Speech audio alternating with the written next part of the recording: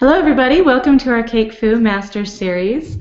We are really excited to have everybody here. Those of you that are new, those of you that have been with us for a while, welcome. And today we have a really great guest with us.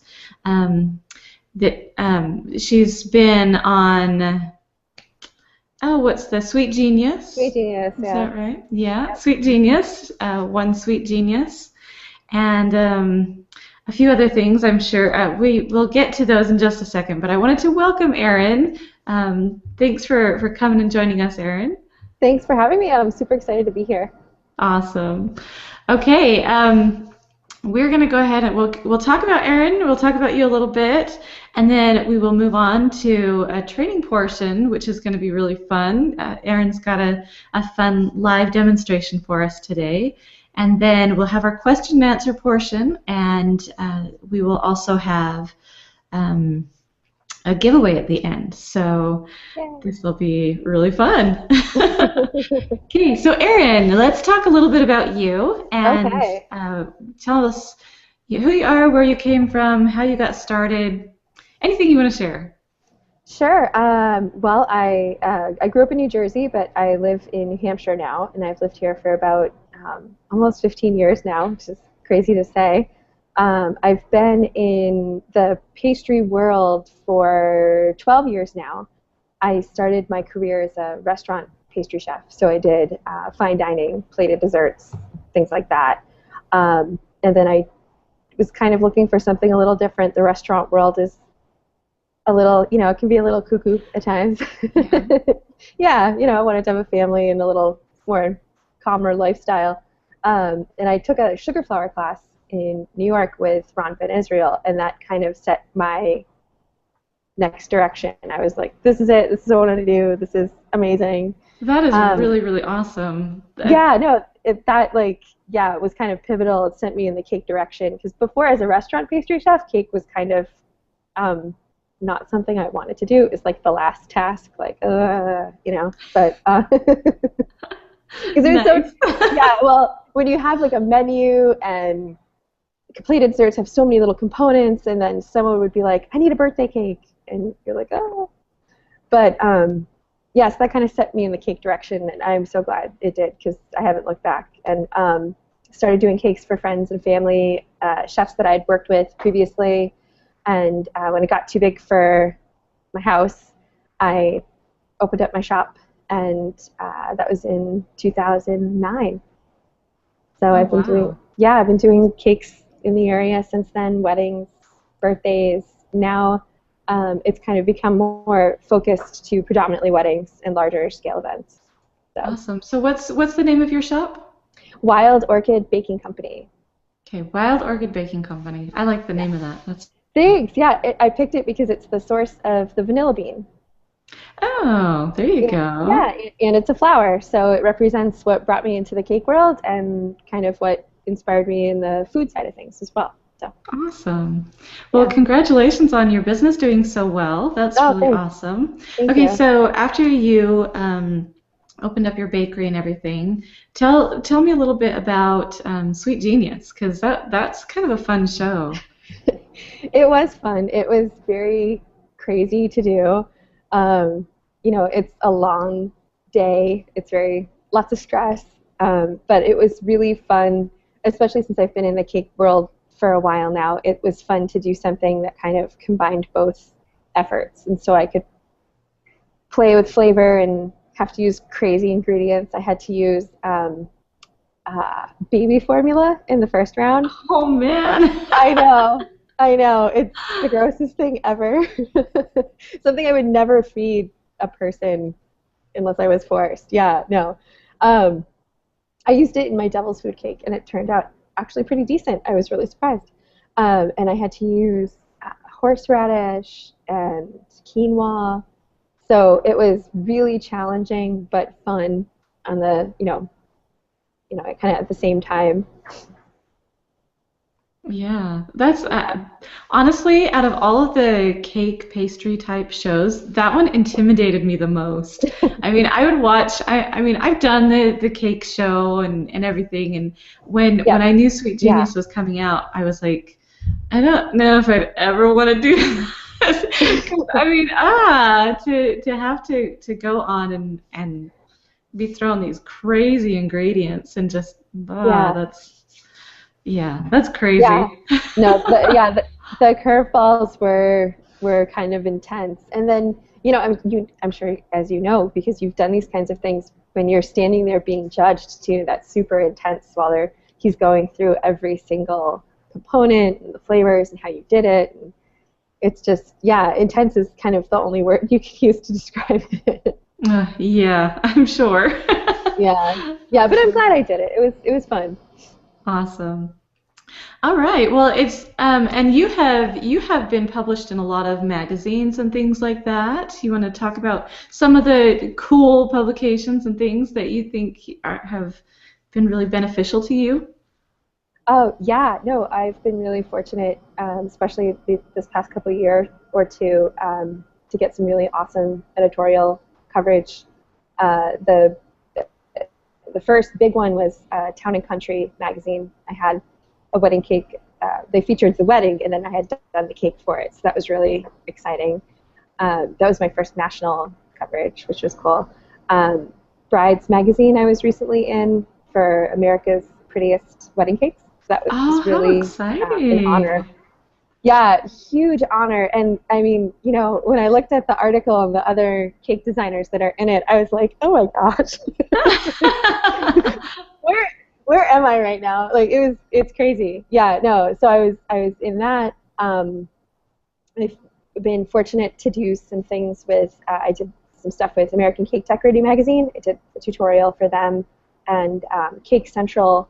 I wrote a column off and on their Business of Baking column, Oh, cool. which was really cool because I got to share some of the knowledge that I've gained through being an employer, managing people, running a commercial kitchen and bakery, kind of the side of things that when you're thinking about going into cake, you're thinking about the fun, cool stuff like getting to work on cakes and designing them, but then you also have to think about the not so fun stuff like Hmm.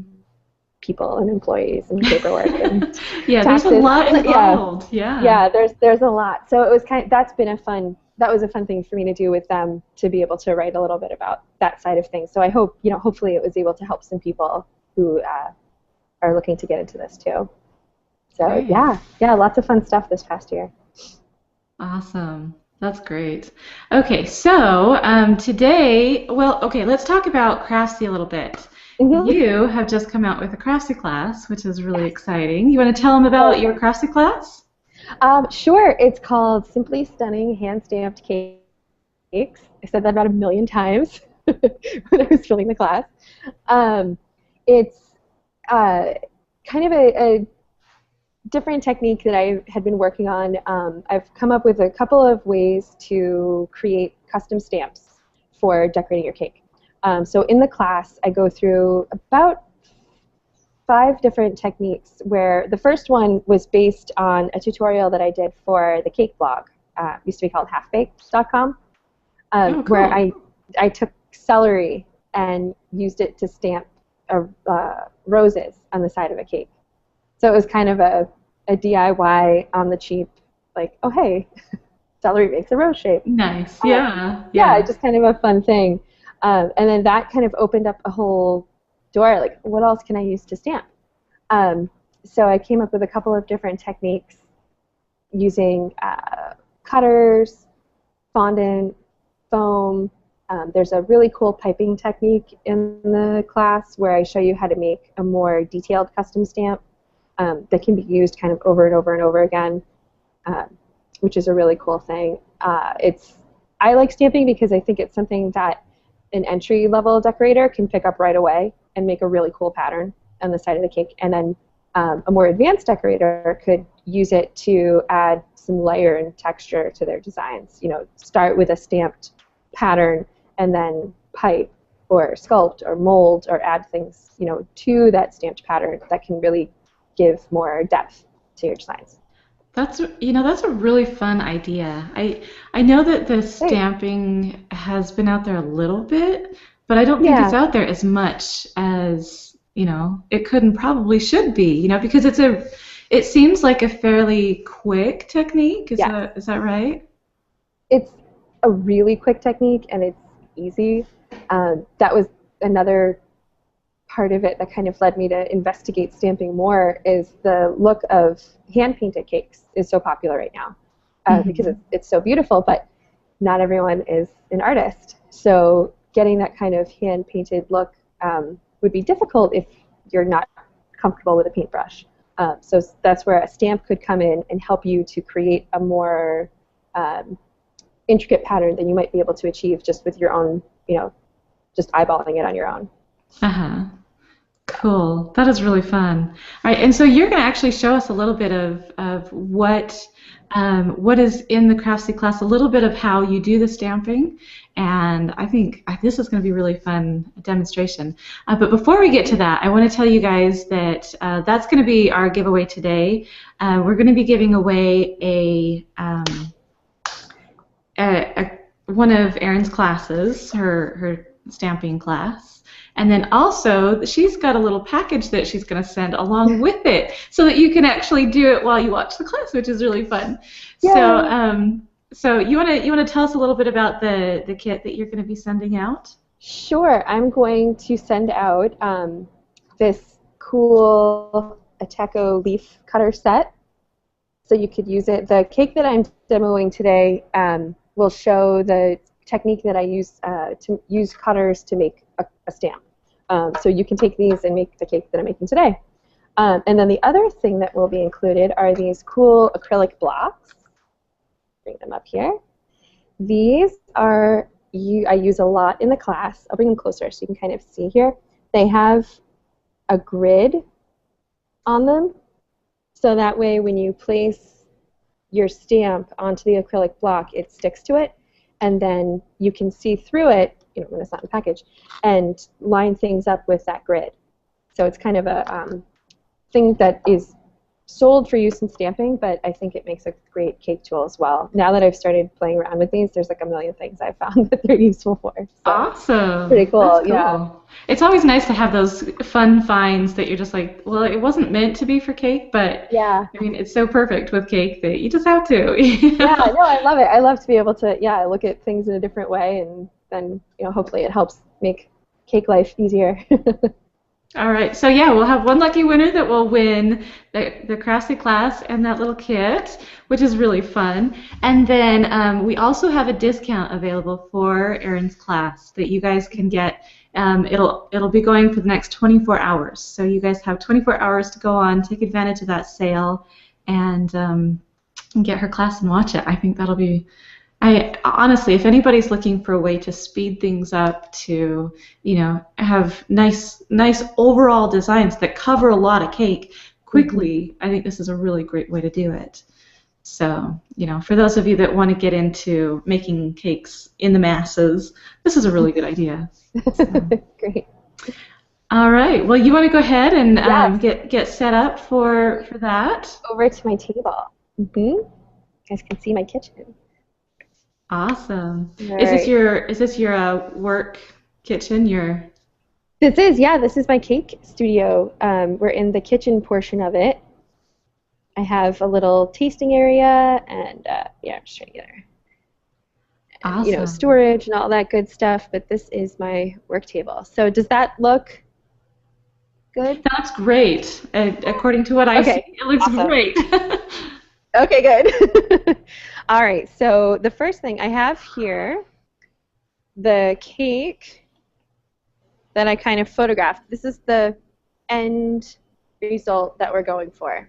Isn't that It's just a cool? fun I love fall leaf cake. I'm so glad you like it. And so this is, you'll see how fast and easy it is to get this finish. And after I did this, I thought, wow, if I was doing this as a more like intricate like wedding cake or something, I could go back in and pipe over the leaves or add some metallic.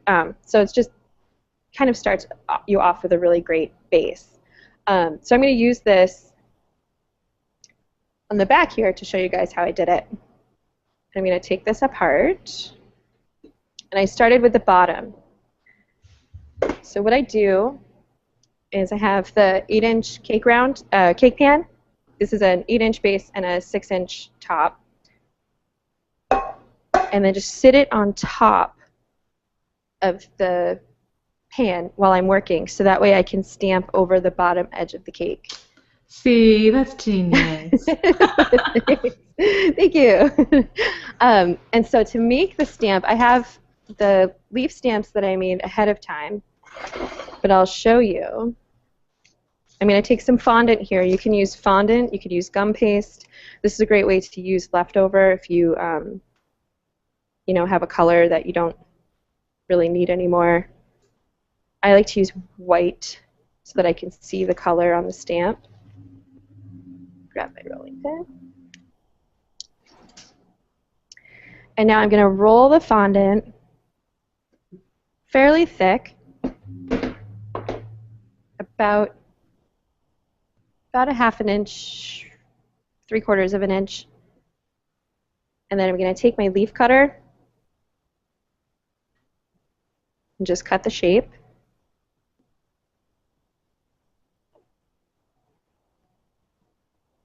And then what I do is I flip it over, because when you roll fondant or gum paste, the bottom side stays sticky. Hey, Erin, can you move the screen down just a tiny bit? The Sure. lower third is just right there. There you go. Oh, there you go. Okay. So if for those who didn't see, I cut the shape out of the thickly rolled fondant, and then I just flipped it over because the bottom is a little stickier, the surface that was against the table. And then I'm just going to line it up with my block and then push down. And I have a stamp. Oh, cool. And you just do that with gum paste? Yeah, gum paste. You can use fondant. If you use fondant, maybe mix in a little bit of Tylose. And then I do this, I like to do it a couple days ahead of time so that it sets up really firm. But if you absolutely had to, you could use it right now. Awesome. That's so I'm really just cool. Set that one aside. Thanks. So these are the stamps that I made for this project, just using 3 little leaf shapes. Get my pin out of the way. And then I have a little palette here. I'm using gel color because it's nice and thick. I don't think you'd want to use anything runnier. Okay, and I'm using, this is Americolor Super Red. And then I also have Americolor Electric Yellow. I like this because it's a really bright yellow. When you stamp with it or paint with it, it doesn't necessarily look neon. And then I'm going to add, so I have a little well, probably about like a dime size amount of the electric yellow and then the super red. And then to make my orange, I'm just going to add the 2 together. Perfect. Probably about a 3-to-1 ratio of yellow to red to get a nice bright orange. And then I'm just going to use the back of a paintbrush here to mix that together. All right, and this is something too, you can, mix any colors that you want. They're leaves, so they come in all sorts of colors, especially here in New England right now. It's particularly beautiful. All right. So, with this kind of layered color technique, I'm going to start with the lightest color. So I'm going to start with my yellow and the leaf shape.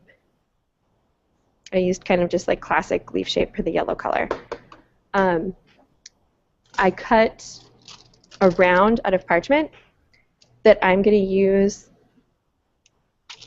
on the top of my cake just to protect the surface, because when you are stamping, you're going to apply pressure to the sides of the cake. And so to keep it steady, I use my hand, and then I have the paper here so that I don't mark up the top of the cake with my hands. So let's start stamping.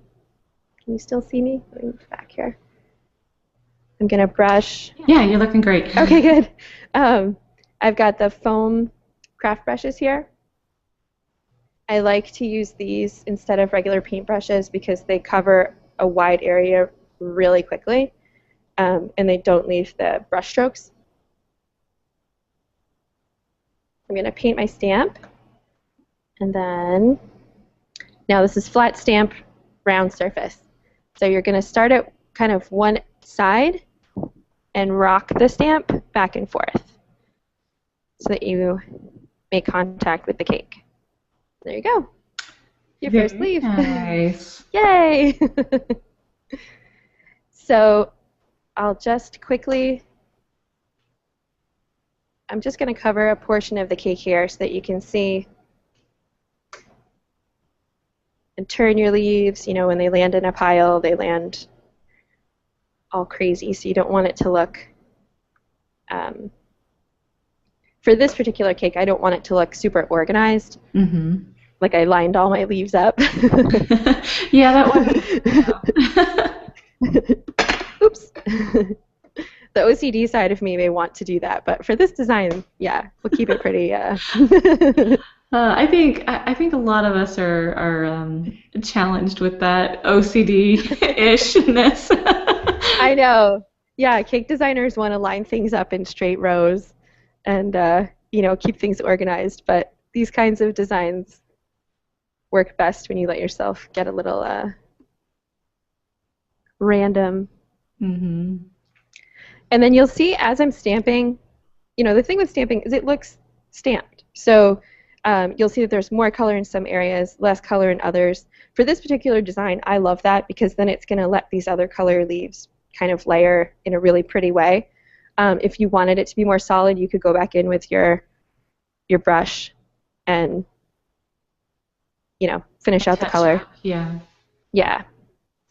The other thing that I should mention is if you put a stamp in a place where you're like, or the color kind of gets away from you, you can take a little bit of vodka or water, if you only use a teeny tiny amount, with a clean paintbrush, and then just kind of dilute the color where you put it and then wipe it away with a dry cloth. And it usually works pretty well, especially with the lighter colors. All right. I'm going to bring the yellow leaf kind of up over the lip here. So what I do, I'll turn this to the side, is I start at the side and then I just curl up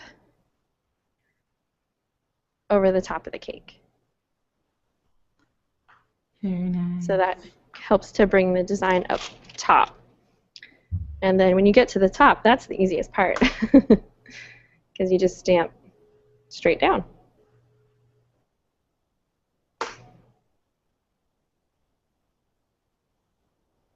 All right, great. So now that we have a nice start of the yellow there, I'm going to grab a different brush and move on to my orange color.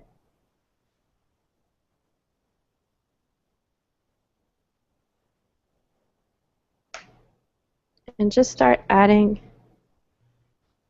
these in all around.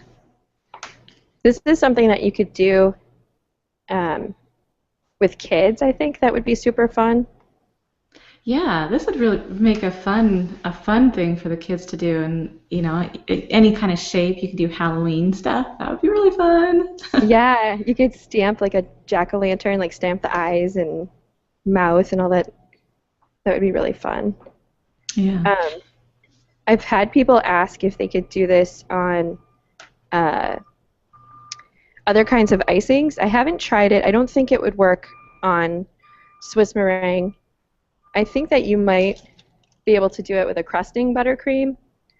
But the thing that I thought this might work really great with is cookies with finished with royal icing. Let it set up. Oh yeah, that would be really fun. Yeah. I think that could be a cool use for this. Yeah. Hey, if you guys have any questions throughout this, I know I said at the beginning, but for anybody that came in late, if you have any questions for Erin throughout this, go ahead and type in your questions in the chat box that's on the right. There's a tab that says chat. You can open that up and write your questions there. So. It's looking really good. So Thanks. you don't worry about the colors overlapping at all? Is that? Well, that's why I start with the lightest color and work my way up to the darkest color. Um, so that it's easier to layer light on dark. And then for this one, I like when the colors overlap because it gives that leafy look, a little more. Um, Mm-hmm. but I suppose if you were using a color like black or purple or something that was really intense, you might want to be a little more careful with it.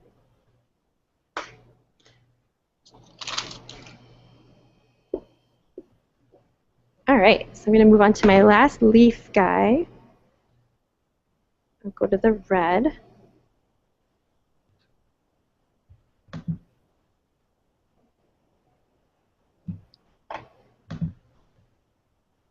And I'll add that in. I feel like when the red gets added, it starts to really pop. Yeah, it tends to be you have two main colors, and once you add that third color, it's like there you go. Yeah, it's like wham. Yeah. Yeah, and especially with fall colors. Oh, they're so pretty. I know, yeah. Driving around up here in New Hampshire, it's this time of year is just the absolute best time to be in New England because it's so pretty. Oh, And yes, it is. that was definitely an inspiration for this cake.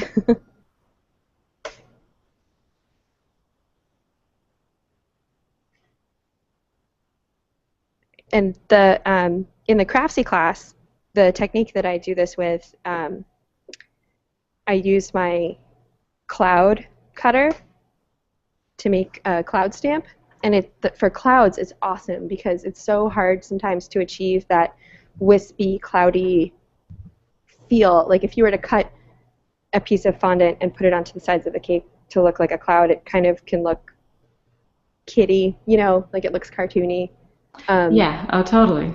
Yeah, because it's just a solid color and clouds aren't solid.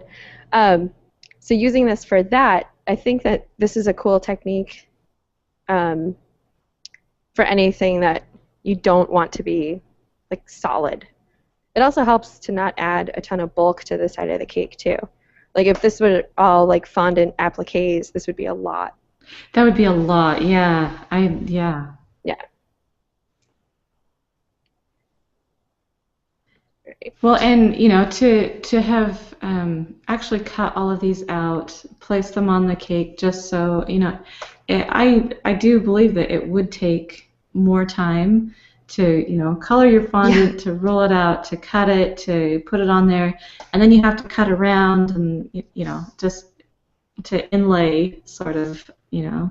yeah. This is a lot faster. Let's see. All right, so I'll add a couple more to this one because I think you probably have the idea. And then I'll bring my topper over. I do it the same way.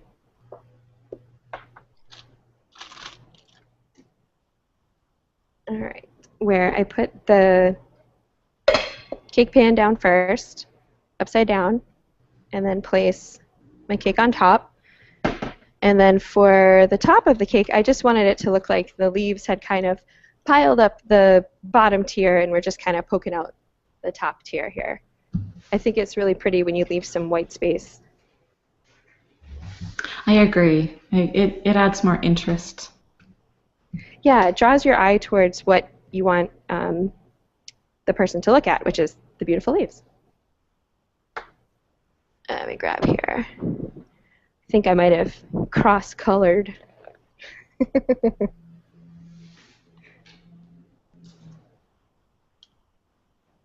Just going to wipe my brushes here. But hey, it's fall leaves, right? It's fall leaves. Yeah, they're all different colors, all different shapes, and sure, why not? I know, yeah. You could even throw a little green in here too. That would be kind of fun. Yeah. Well, and you could probably do just some extra detail work, to add to the stamp and all that. Oh yeah, no, go back in after this, add some veins to the leaves, little stems. You could do a lot of fun stuff. I love it. Well, and this is really fun. I'm sure that, your Craftsy class, it's got so much, more in there too, not just this one idea, which is really Yeah, cool. this is just one of the techniques.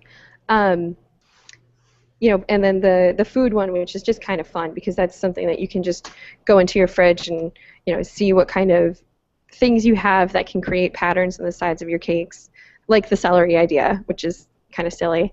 But I also take, Wilton has a line of stamps that are fairly simple in design, and I use them to then add, like, embellish their design. So I use that as the base and then layer color and drawing on top of that to Oh, create cool. hotter.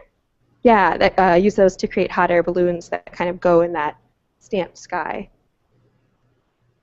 The other thing is I show how to make a stamp similar to this, but using foam, like cutting foam into a shape.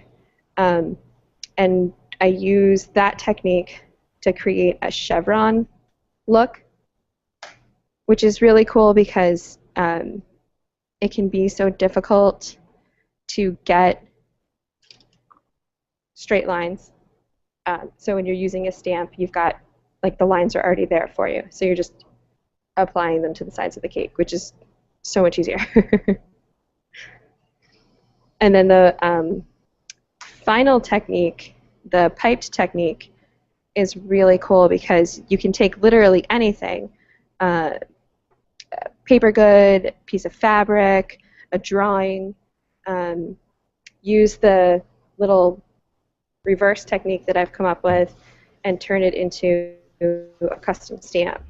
So for someone who bakes professionally, that's a really cool trick to have in your tool bag because you can take a couple's monogram or a birthday invitation and replicate something from it to use on your cake or cupcake toppers or whatever it is you're going to make. Oh, that's All genius. right, so I'll That bring really back, is. thanks. I'll bring back my cake here, set this guy on top, and then this just gives you kind of an idea of the finished look. And I think I didn't have the timer on, but how long did this little section take? Probably. Not long. Let's see, what time Yeah, is no, it? not long at I all. mean, 15 minutes at most. Yeah, so you figure give yourself a half an hour. Um, you could finish a two-tier cake. That's kind of cool. And now Awesome. I'm back. Hi. Great. Okay, I need to find the questions. I am, yeah, not I'm trying to pull this up without getting a bunch of feedback. So give me Oh, okay. just a second to try and pull that up, and then we'll ask some questions. Um, but let's talk about the Craftsy class a little bit more. I know that you talked a little bit about the other things that are in there, Yeah. aside from what you just showed us. So, what could you go through, I don't know, a little bit more of what to expect from the class, um, why you think that it's a good idea for them to purchase this class? Sure. Well, what you can expect from the class are about 5 different stamping techniques. Um, so those are things like I mentioned on this stamping track, the celery stamping technique. I do that along with other vegetables and other food items. I use mini marshmallows to make kind of a lilac little pattern, like a floral pattern on the side of the cake. Um, Taking a ready-made stamp and then embellishing it, and then using the cutters to make a stamp. I think that the most versatile technique is the piping technique where I use candy melts to pipe, um, and then that's transferred to the acrylic block.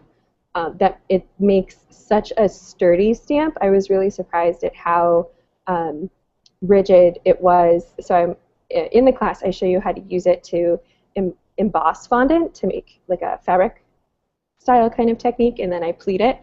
And then I take that same stamp after you use it to emboss, and then apply color and use it to create pattern on the top and bottom tiers. So I love this class because I think these are really kind of different techniques that people might not be using right now. I think stamping is something that could be thrown into your decorator tool bag and become really useful to you, especially if you need to do something quickly or you want to add more layer and depth to your designs. You know, if you have more advanced skills like piping and molding and sculpting, it's a great foundation to then build those things with. You know, stamping the fondant to create both depth, because you can press deeply and get an embossed kind of feel, and then also using it to add color. So, you know, I hope it's something that people try. I hope it's something that people find interesting and fun, and you know, start playing around with more. It's just something that I started playing around with, so I'm even starting to think of more ideas by the day. Just today I was like, oh my gosh, this would be awesome to do brick, like to create a brick wall on the side of a cake really quickly. So I'm going to try to do that sometime this week just to see what it, you know, how it comes out. So I'd love to see what people, you know, take these techniques and then do it on their own. Ooh, I can't hear you, Amelia. Sorry. Oh, okay. Okay, I'm back. Yay! I was typing, and so it just muted me, and it didn't unmute for some reason. Oh, okay. So, yeah. So, okay, our first question, is there any types of food, you know, you talked about food, are there any types of food that you wouldn't use as a stamp? Sure. I mean, I wouldn't use like lobster or anything that's gonna taste gross. yeah, like I mean, I guess there are more that I wouldn't use. I can tell you what I did use. I used celery, obviously. I used okra. Okra makes a really beautiful little flower shape when you cut it open. The inside of an apple has a really pretty star shape in the center that makes for a fun stamp. I used a mini marshmallow to get little dots. You could use a big marshmallow to get a bigger dot. I wouldn't use anything that, you know, would add a funky taste to the sides of your cake. Vegetables are pretty, you know, they don't transfer a lot of flavor. So yeah, I guess I wouldn't use anything that would cause flavor to be added to the cake. Moisture content, anything that was so wet that you couldn't add the color to it, I guess that would be probably a problem too. Yeah. Yeah. So I guess you have to think about, you know, the flavor that it might leave, the food safety, and Oh, sure. you know, Yeah, definitely don't use anything like that would be eggshells. no, yeah, I wouldn't use eggshells.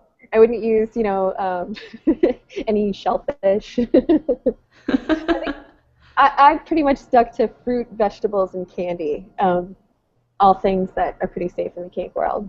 All right. Here's an interesting question. Someone says, can you use the stamp to make imprints in the cake as well? So I guess like embossing or something. Oh, absolutely. Yeah, I mean, that's in the piped technique, I do that to create a really pretty fabric effect.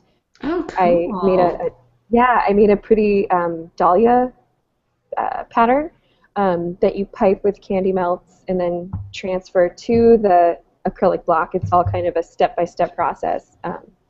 And then once you have it, it makes this really pretty rigid stamp, so you can push it into the fondant. You know, I rolled the fondant flat onto my table and embossed it there, and then pleated it and draped it onto the cake, so it looked like kind of rolled fabric. That's cool. I like that a It's lot. fun. That is really cool. All right, here's another one. Have you ever tried stamping buttercream, and is this possible? I know we kind of covered that a little bit, but Yeah, it's not something I've tried, so I can't speak directly from experience. But just from the stamping that I've done, I don't think it would be successful on like a Swiss meringue. because I think the surface is too kind of slick, doesn't really accept color all that well. On a crusting buttercream, I think you might have a little more success. My only concern would be the pressure that you have to apply to get the color to transfer to the cake. I wouldn't want you to then, crack the surface of the buttercream. Yeah, I think that the best secondary icing would be like on a cookie, doing royal icing that has set up really firm. I think that would work beautifully. As far as a cake go, I think I'd stick with fondant with this technique. Yeah, I think I agree with you there. I think, crusting buttercream, maybe. Yeah. I would worry, yeah, I mean, I'd worry about the color bleeding a little bit too with the buttercream because it would kind of smudge more than Yeah, yeah. on Well, the and surface especially of you would want fondant. to do it when the buttercream is kind of chilled so that you don't put too many indents in it. And Hmm. and then when it comes to room temperature, that moisture. So, yeah, I Yeah, don't know. I think I'd stick with fondant. Yeah, probably. Yeah. All right. Here's another one. Where do you get your inspirations from when designing a cake? Um, that question is everywhere. I know. Everything and anything. This cake was inspired by where I live. I live in New England. It's fall, beautiful fall leaves and colors. Um, I love to look at fabric and fashion. I think that cake designers in general take huge cues from the dress and fashion industry. We create wedding cakes for the most part. So what's the centerpiece of a wedding? The dress. um, yeah. So invitations. I love to look at paper. I have some great friends in the paper world that do really cool stuff. So I love to see where their inspiration goes and then take cues from that. Um, but it's crazy. I mean, I've been inspired by my son's toys, dishcloths.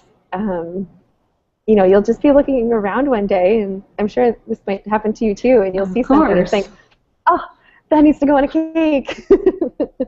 Yep, I know it That's happens fun. all the Yeah. time, all the time. In fact, Yeah. there's a picture right in front of me. I wish you guys could see it. It's got all these, bubbles and dots and stuff, and I'm like, oh, that would make a cool cake. And Yeah. actually, looking at it now, I think, man, that stamping technique would be really cool. I have to turn Yeah. the camera around. Okay, you guys have to see this. Sorry. Okay, you see those with the Definitely. bubbles? Yeah, bubbles would be awesome. I think that would be really cool. Yeah, you could overlap the color and yeah, that would be really neat. I love it. Right? Awesome. I'm gonna have to watch your Craftsy class so I can do that. That'd be fun. Awesome. Okay. And we have one more question. Okay, Sure. so the question is, how long do these stamps last? It depends how much you use them. On a cake like this, these stamps, it pretty much for the one project. You can with the fondant stamp, you can wipe it clean. If you use gum paste, it lasts a little longer. Wipe it clean and let it kind of re-dry out again. Um, in the class, I do a foam stamp technique where we cut foam to and then apply it to the acrylic block. That would pretty much last indefinitely. Just take care of it, wash it. Um, the third technique, the piped candy melt technique, that stamp is really hardy. Um, I think you could probably get a couple projects out of that because you can actually take the stamp once it's made with the candy melts and run it under water to wash the Ah, color away. I have to say I don't work with candy melts all that much in my regular cake work. But when I was looking for something to do this kind of pipe technique, it was the thing that held up the best and wouldn't dissolve from the application of color. I tried royal icing, and that was pretty strong. I mean, royal's pretty strong when you let it dry out. Once you start adding moisture, there's then a it breaks down really yeah, fast. there's a clock ticking. you don't Yeah. you don't get much use out of it. Um, so yeah, I would say you definitely a project's worth out of the fondant and gum paste, and then maybe a couple more out of the candy melt technique, and then the foam, as long as you take care of it. It's shaping up to be really fun. I have like huge news. At the end of this year, I've written a cake decorating book with Taunton Press. How exciting! Oh, I That can't is wait. really cool. Yeah, it's crazy. Like they approached me to do it about a year ago, and it I had no idea how life-consuming a project like that becomes. So I can't wait till the world can see it. But the book comes out in January 6th. Like I said, it's with Taunton Press. It'll be for sale, places you buy books. It's a really fun book full of really great projects that you could tackle as an entry-level designer, and then other tips and tricks and more advanced techniques that for someone who's been designing for a while. So that's kind of my big news right now. I can't wait for everyone to see it. I'm going to be, I'll have dates that I'll announce of, demos and signings and classes that will be kind of rolling out through 2014. So stay tuned. Check out my website, my Facebook page. I'm like all up on Facebook, so it'll be there. Awesome. That is so exciting for you. Congratulations. Thank That's just you. really cool. Thanks. I can hardly actually believe it. Awesome. That is, yeah. All right. And so you run a shop, an actual shop. You still do cakes from your shop? Oh yeah, no, we're a custom design studio, so we don't sell retail items, but we do wedding cakes, occasion cakes. With these other projects I've been taking on, I've been cutting back a little bit with that side of things, but I'm still definitely doing lots of weddings, and especially right now, we're kind of in the thick of wedding season in New England, tapering off through November. So still got my hands in real cake. Awesome. Well, that's really nice. I try to. I Mhm. don't have an official shop anymore, so it's just kind of whenever I get the opportunity, I do. So, Yeah. sometimes it's hard to keep up with it, especially when Oh you have a man. busy life. Oh yeah. No, and you go online, and I feel like every day someone's thinking of something new, and it's like, oh wow, look at that. Oh my gosh, look at that. And there's a lot going on in the cake world, so it's yeah, it's amazing. So Awesome. cool. I think it's a fun time to be a cake decorator. Awesome. Yes, it is. It really is. Okay, we have a winner. Our Yay! winner is Christina Dodd. Yay, So, yay, Christina! Christina! Congratulations. I will send you a link to the Craftsy class, and then I'll give you information to Erin so she can get that kit out to you. That's really exciting. Congratulations. For those of you that didn't happen to win today, go ahead and check out Erin's Craftsy class. I can see already, you guys can see already, it's going to be really good. So go ahead and get that and learn some really cool tricks on how to make a cake look really cool, and still be able to have that speed in there and get it done without too much of a problem. So. All right. Well, thank you everyone for listening in, and thank you so much, Erin, for coming and joining us. You really are just super talented, and we were so happy to have you here with us today. So. Oh, thank you. I appreciate it. This was awesome. I'm so pleased to be here, and I'm really happy you asked me to do this. So, Oh, thanks. good. Well, good. I'm glad to hear that. Yeah. All right. Well, I guess we'll see you guys all another time, and have a good day. Bye, guys. Bye.